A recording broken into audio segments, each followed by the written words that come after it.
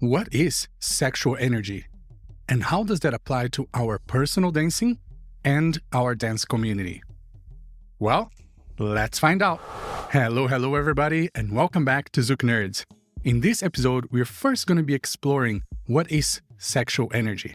And then we're going to be studying how does that apply to our personal dancing and our dance community in a very safe and knowledgeable way. So, let's go.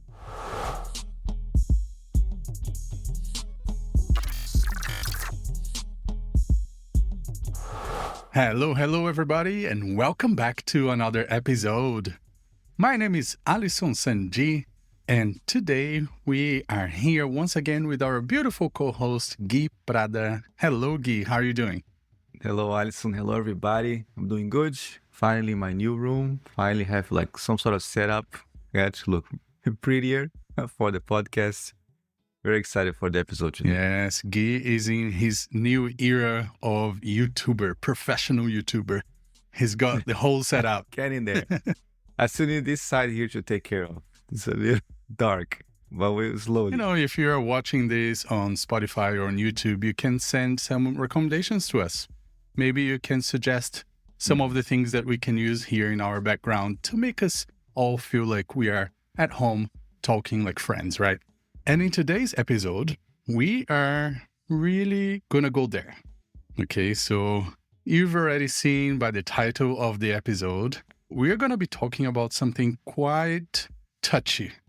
Quite touchy, no pun intended, but controversial in the sense of why are we not talking about this?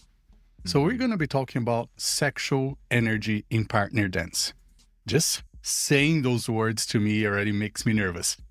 Makes me nervous because it's something that over the years has been, I think, hugely misunderstood, including myself. Before this episode, I was having this conversation with Guy here, and Guy is way more knowledgeable on this topic than I am. He studies a lot of those topics in human connection and human interpretation, personality, and these kind of things that I think we are all interested about, but we don't spend enough time really researching. So just like in a couple of minutes of this conversation with Guy, it already made me feel way more comfortable.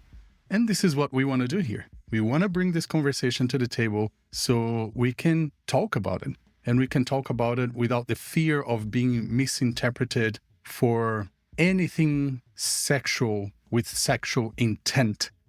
So what we're talking about today is sexual energy, the human natural connection about sexual energy between friends, between dance partners, between anybody in the regards of how emotional we feel towards them and how we are not thinking about sexuality.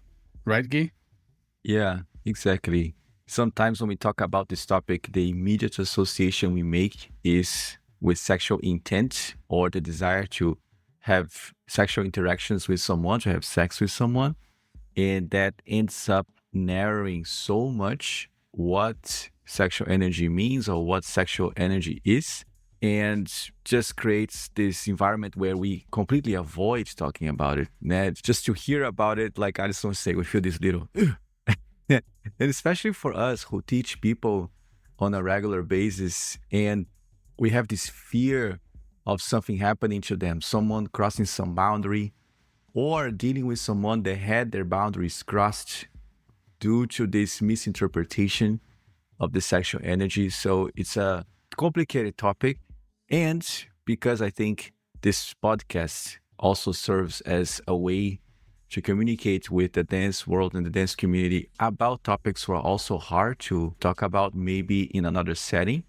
So maybe this can be an opportunity for everybody, for me and Alisson here talking, and everybody who's listening to maybe get another perspective and think about how they see this topic. Because everything in life can be used for the good or can be used for the bad. Like even AI, for example, now that Alisson and I have been using so intensely to help us with our work, we know that we can use this tool for things who are not helpful, to make people's lives better. Our hope is that we can have a broader understanding what this is. And the next time we talk about it, or the next time we feel something that we associate with it, we have more information and we know what to do. And that's the funny thing. Now you said, oh, I'm feeling all this thing. What has been, in general, your understanding of it up to this point, for example? Or your understanding of it when you talk about it, or your understanding of it when you feel it? How does that compute in your body and your mind up to this point? Up to this point, I feel like when I'm talking or thinking about sexual energy, I don't necessarily feel extremely comfortable saying this is sexual energy. I'll talk more about expressiveness. I'll talk more about connection. I'll talk more about the intent or the desire to know somebody or to spend time with somebody, or just how good a hug feels. So for me, it's even hard to describe this and say, oh yeah, bro, this is sexual energy and we shouldn't have any problems talking about it. So this is like my surface understanding that sexual connection and sexual energy is something natural that we all feel towards multiple people. But because of the word sexual, we don't want to associate with it. Yes, exactly. I think the word sexual is the key thing here. So what word could we use if we're looking for like a synonym? Synonym. Well, I think we could use vital energy. We could use one of these words because in the way that it was explained to me a long time ago, sexual energy being life force or life energy, the energy that keeps you alive. And it was very interesting because 2 days ago, I think, Pepe Mujica passed away, the ex-president of Uruguay. And he was somewhat of a philosopher. So I've been listening to his talks and his interviews. And he was talking about the fact that human beings need care and tenderness to exist and to prosper. Because he says we are mammals and we are social beings. We are not creatures to live in isolation. And because of that, we need touch, we need connection, we need support, emotionally and physical support from other creatures around us. And that is because we are designed to feel as creatures. We have this ability to feel things through the things we see, taste, smell, hear, and touch. And that's part of the sexual energy. That is the sensuality in the sense of the senses, the ability that we have to feel stuff. So for that alone, the mere fact that we are moving our bodies with someone else, using all these ways of connecting through the eyes, but just basically seeing the person in front of you, connecting through the skin, even if you have the most standard hold possible, you have distance for two people between you two, there is some part of your body that is physically connected to the other person. So you are having a sensual experience because you have touch, sight, smell engaged, and also hearing for the music. So at all times, that energy is moving around. The energy is in play. The thing is, depending on how the connection goes and how that interaction happens, you feel more or less of other things. And that's what I think the problem starts to happen, because sometimes when feeling that something more, people don't necessarily know how to process it. And then they make associations. So certain feelings and certain ways of connecting are related to this setting right here. So if I connect this way and I feel this thing, probably, boom, this other thing here. If I connect this way, feel this thing, probably, boom, this other thing here. So the meaning making of feeling and acting, that I think creates like this problematic interpretation, or when you act upon what you're feeling, then that's when the boundaries are crossed, then it's when the problems rise, you know? So I think for me, it's a little bit of this understanding of us as creatures that we're going to feel all these things, you know? And I think it's an amazing opportunity that we have here to talk about that and to talk about what other meanings can you give to all these things that you are feeling that come from the sexual energy, that come from sensuality, but don't necessarily lead to sexual intent. I wanted to have sex with that person. Not at all. I think that's a lot what actors and actresses do when they are rehearsing, when they are in drama school. They enact the intent. They flirt. There is just the idea of flirting with all the emotions, with all the range of emotions possible, going into it. And to go into it, they channel something. And sometimes they channel desire. Sometimes they channel the attraction. And then once that is over, they snap out of it and go back. So it's almost like an engine, a boost that boosts you into live more intensely that experience. In the case of an actor, for example, is a scene with someone. In the case of a dancer, is a dance with someone. So when I was training back in Rio, we had this idea of the archetypes of these characters that we dress when we dance certain dances. And certain characters had certain features. And some of these features included touch, included gaze. And you had to channel that regardless of the person you were dancing with. But of course, when you're dancing with someone who you felt attraction to, not that you wanted to have something with them necessarily, but you just felt attracted to that person, you found them pretty, handsome, the channeling of that archetype was easier. And that's something that was really fascinating to me to go through as a 17-year-old boy. And my brother is 14, having to look at that lady in the prime of their 65, 70 years old and channel the desire for that person, but not in the sexual way, not in the sexual in the sense of sexual intention to have sex. It was more channeling the sensuality to extract the most out of that experience through the mere fact that we are engaged in this connection. So using sensuality, using touch, using gaze, using smell, using all of the senses. And that was a display of sexual energy.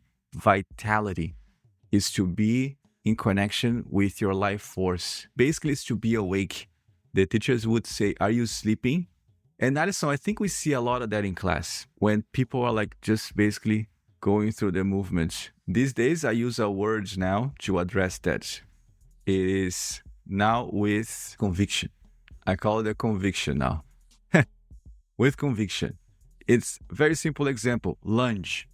I know the person can do the lunge, but they're like, barely getting there. Let's say now with conviction.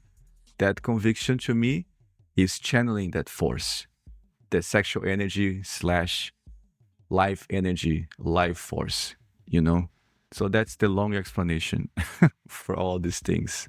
How that resonates with you. Yeah, as you were speaking about it, multiple light bulbs were coming on top of my head here, just turning on and on and on. That made me understand that, for example, when I'm connected and dancing with somebody and I'm having that exchange of energy, there are moments that are very gentle, serene, calming, but then there are moments that are more fiery, more energetic, more punchy with the music and with the movements. So am I right to say that all of this is part of like this spectrum of sexual energy between two people? I think so. I think yes. I think it would be all of them. The way I'm thinking, it's more like there is a spectrum, right? And as long as we stay in the spectrum within the partner dancing boundaries, we can have those fake feelings per se, right? So if I'm with my sexual partner, my life partner, that feeling would be explored to the full extent and the intention would be sexual or would be more physical. But with this person, I can have those feelings and not exactly have the intention, which to me, it's kind of like, I can love my brother, I can love my friend, but that love is different from loving my wife.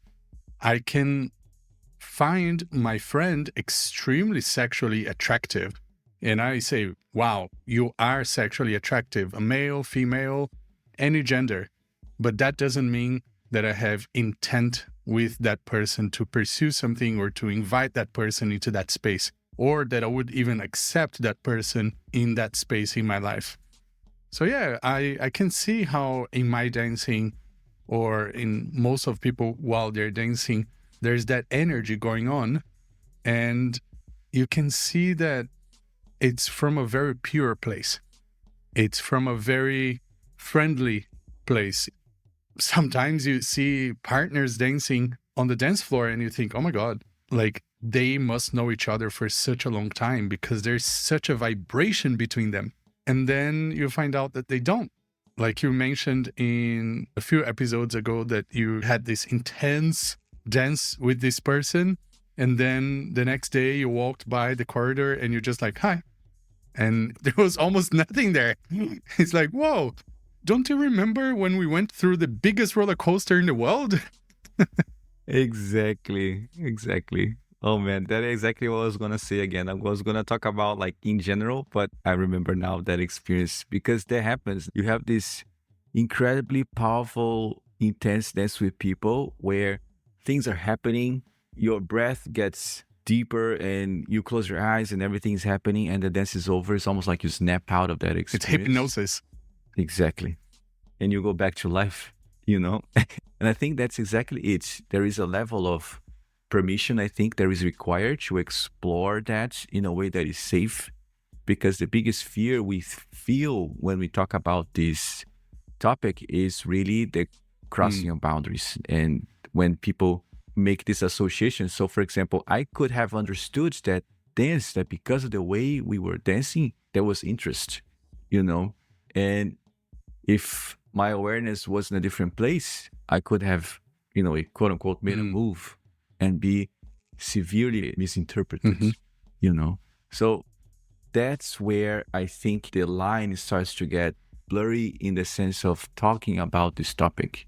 Is mostly because of that. So when we start dissociating certain displays, let's call it displays of intimacy, where the arms are going, where the hands are going, where the face is going. When we start dissociating that displays from interest, and then just start associating that with the reality of that experience in that moment, I think we're going to have an easier time going through life and dance life without this fear.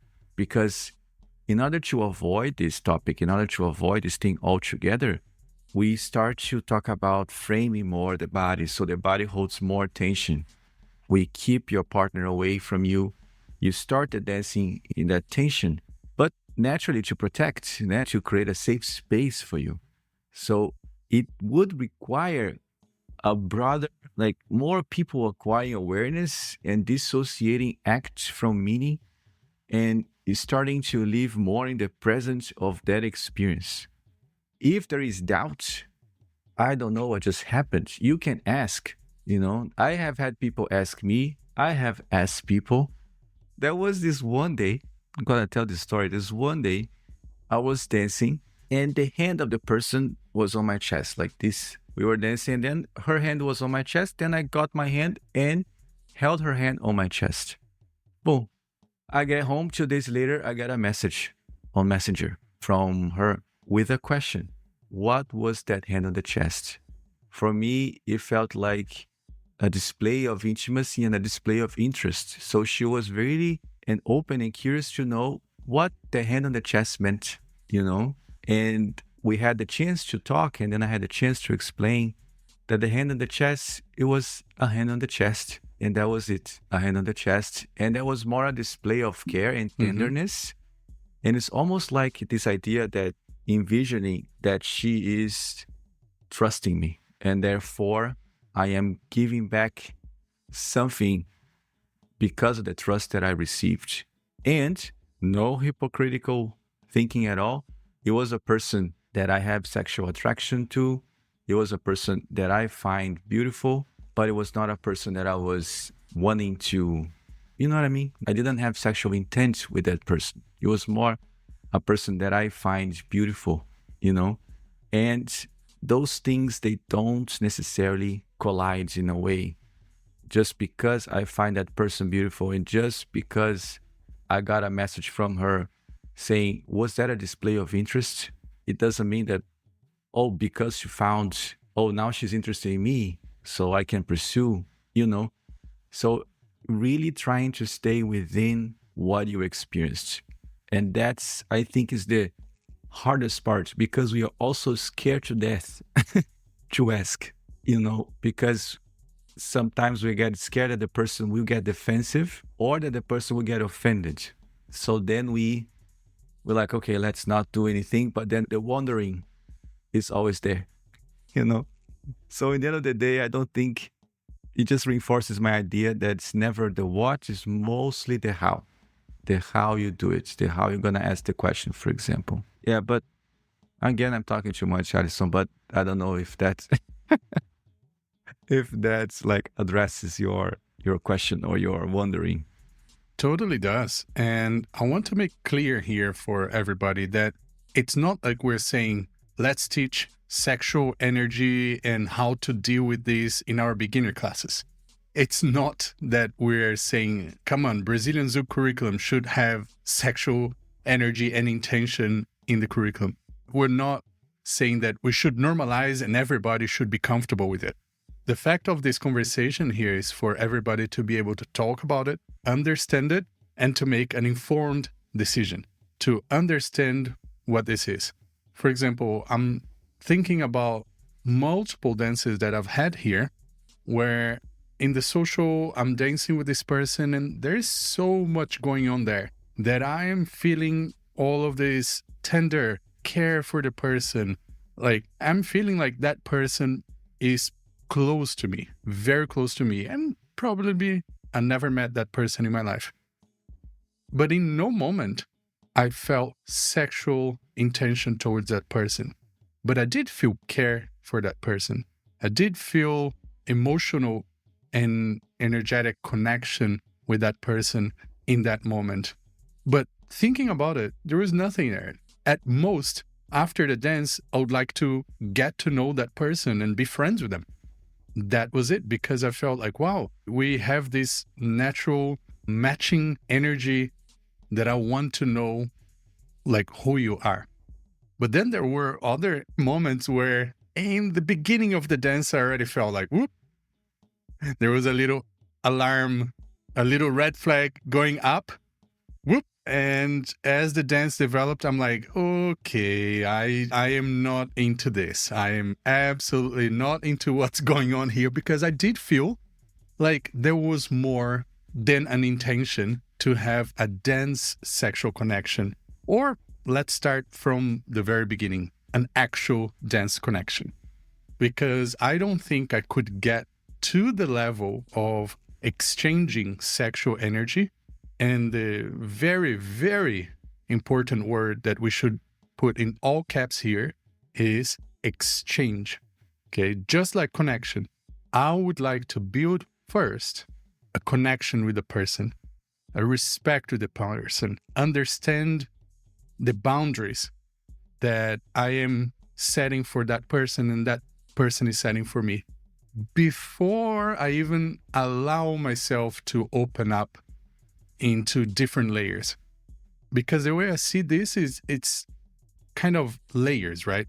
We allow the next door to be open. We allow the next door to be open in terms of, okay, I'm dancing with this person and I just feel like, okay, we're going to dance with a little bit of space, have fun, high five, change partners. And then I'm dancing with another person that I feel like, oh, okay, I feel like with this person, I want to dance a little bit more closer, and they feel that way. And then we dance and high five, change partners. But then there's the other person that we start a little far away. Maybe we move into a little bit more of a close hold, open movements, close movements. But then we, at some point, get really into like, okay, we're not just touching the hands anymore. Now we're also really using the connection on the face, or maybe using the connection on the shoulders, on the back, on places that are like normal to touch in Brazilian Zouk at that level of connection. So then you start allowing yourself and allowing your partner to get into that. Once again, not to say that everybody should do it or everybody should feel comfortable doing it. But we do believe that everybody should understand and then make their own decisions. And by talking about it, that's kind of like what I'm getting for myself and what I get from what P is saying. There's so much more in this community that we need to talk about, but we're scared to talk about because whenever we hear the word sexual, it usually comes attached to something bad that happened. So then there is a sexual something, everybody's like, oh, no, wait. We don't do that here. We don't talk about that here and don't even start. But it wasn't really on that side of the sexual that we're talking about. We're talking about the tender, the care, the connection, the energy. We have intense fear-based responses, both like internally in how we process the words and externally how we act upon it. There is like very intense fear, and even when we talk about here in the podcast, there is this fear of how people are going to listen to it and how people are going to interpret it and what people are going to think, how people are going to process what they think we are telling them to do, so like it's so much going on the back of our minds here as we talk about this thing that it's almost like we have to talk about the topic putting asterisk after each sentence. We put an asterisk, then you read on the footnote and then you keep reading because it is a touchy subject. And there was one thing, guys, that I learned that really helped. I have been thinking about this topic and in a way studying this topic for some time, not actively studying, but more philosophically studying, thinking about it and understanding in my own body as I go through this experience, because words do matter a lot and they do carry powerful meanings. And there was one workshop that I took that broke down sexual energy or sexuality in 5 different energies or uses. And that was like fascinating to me. There are like down and out uses. So the energy travels down and out of your body, and in and up. And I found that really, really cool. And the facilitators were Modestus and Dika in a workshop that I took in the retreat in Bali. And normally people associate sexual energy with the 2 first uses, the down and out. The first one is procreation, basically having sex. And the sex one is pleasure and physical desires. And that's normally what is connected to sexual energy, at least up front when we talk about it. The other 3 uses, we mention it, but I think they're more mysterious. The first one is inspiration. And then the second one is creativity. And the last one is healing or personal transformation, is when you use sexual energy for healing and transformation. And talking about the last one, for example, using this energy for these purposes is basically using your body again. So exercising, doing anything with your body. In our case, we dance. So that's how we use it for personal growth. That's how we use it for personal transformation. We move our bodies dancing with someone else, which is super powerful. And then we have the creative energy, which is typically what we use here in dance. Yeah? We use this energy of moving our bodies and moving the bodies together with someone to create. So we come up with stuff just by the fact of being together with someone. How many of us had this experience of being dancing with someone that we like to dance with? Therefore, there is this dance chemistry that happens. And that's an aspect of this energy. And come up with stuff like, oh, what just happened? Very cool. Can we try again? Let me see. And then things come out, And then there is inspiration. And again, no hypocrisy at all here, guys, please. But how many of us didn't start an activity because there was someone there that we liked? How many of us didn't start working out because we wanted to look better, more attractive? And how many of us didn't start dancing because we wanted to have an easier time communicating, being around the opposite sex, So I got into Zouk many years ago because in the first Zouk class that I've ever watched, there was this most beautiful girl sitting on the corner. And I saw a guy just like me, skinny, the big ass head, weird hair, someone that you would look on the street and you're like, man, this guy must be the most lonely guy ever. Look at him, because we judge people based on how they look like, And that was me, but I was 17. And then I saw him dancing with her, the most beautiful woman on earth, and making her close her eyes and rest on his body. And that to me was like, oh my God, I need to do this tomorrow, today. Where do I start? And how do I start? So sexual energy served as inspiration for me to start something that today is my work.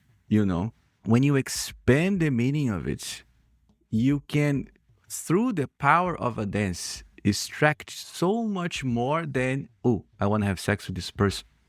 Yeah, you can have a powerful dance and do like I do sometimes. I sit down and I write a workshop because the creative juices are flowing, Or I can have this powerful dance, and as I am living the dance, I am thinking of new movements in my head because of the flow that I felt. This is all sexual energy flowing inside of you.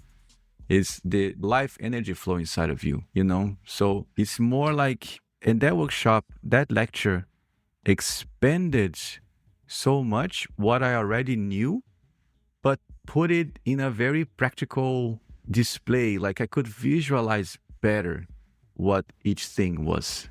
And that was super powerful to me. And that was only 2 years ago, So it's very recent that these understandings start to solidify more in my head.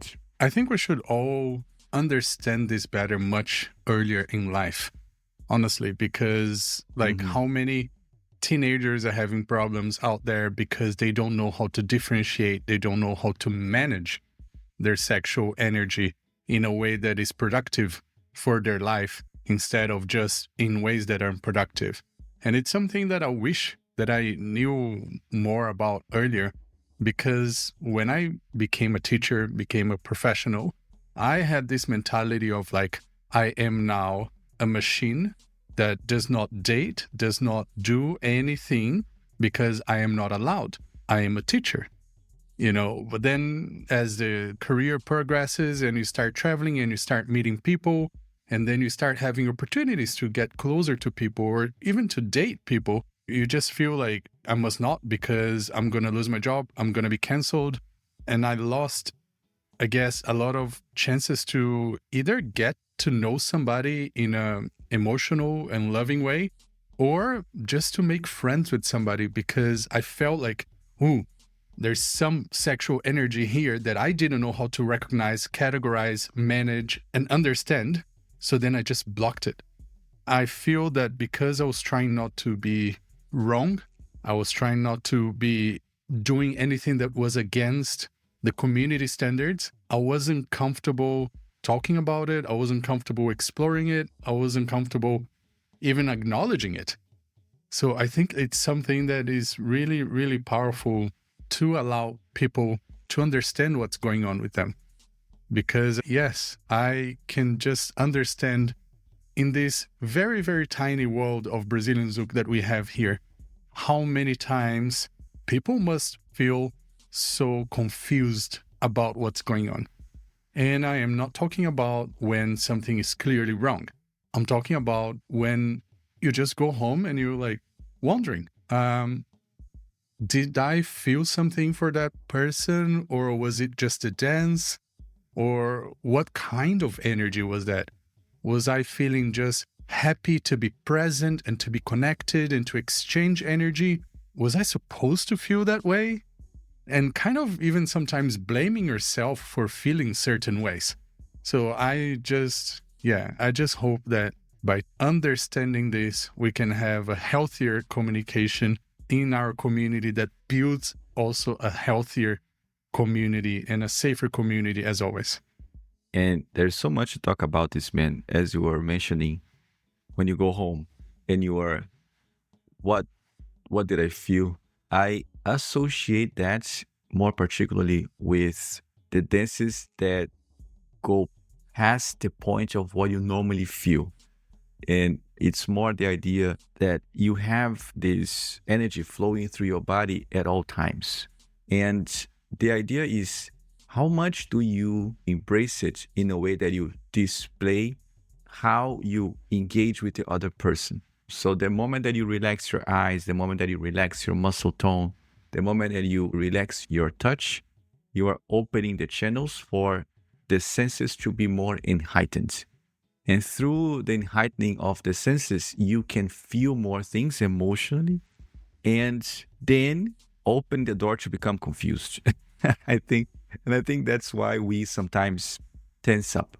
So tensing up, we close the channels. So it's harder for us to go beyond the mechanics of executing the movements.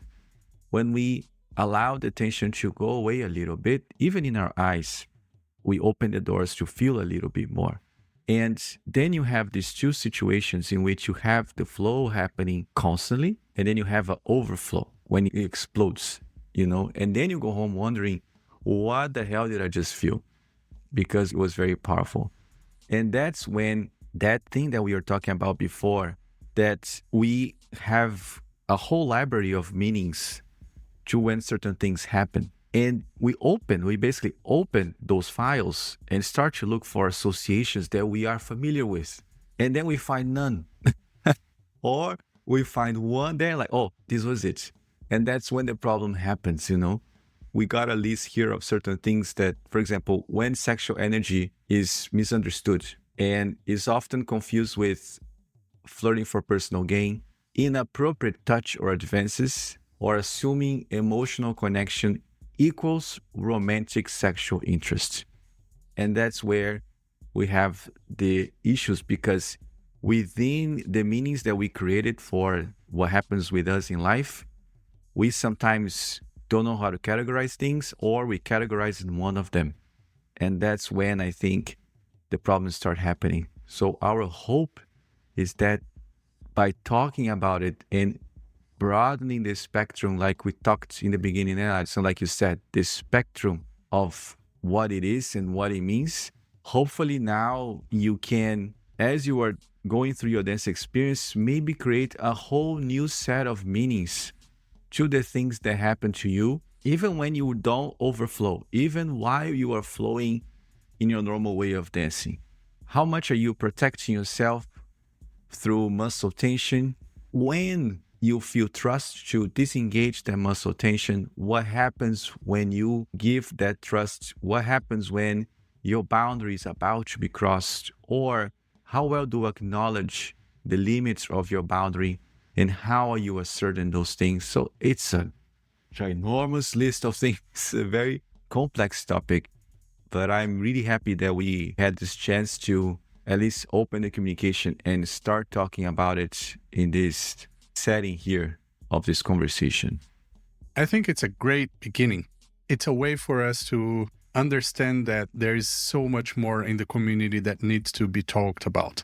We obviously watch and read a lot of what's going on in our Facebook group, Zouk Nerds, but we're also in contact with a lot of you who sends us messages or meet us at events or dance classes that actually come to us and ask us, hey, can you guys do an episode on this? And can you guys do an episode on that? And we love getting all of those requests. So if you do have a request, please send it to us in any way you can, either in our personal profiles or the Zouk Nerds accounts everywhere. We are watching, we are reading, and we're scheduling them into the future, because we do record these episodes most of the times a week or two ahead, just to make sure that we have the time to process things.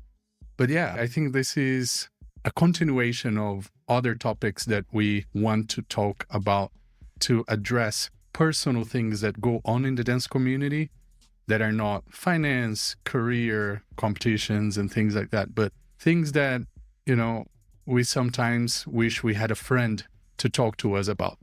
And consider us your friends here talking to you about this. Hopefully this small conversation was enlightening enough for you to be curious about it. not to continue blocking it, but just to go like, you know what?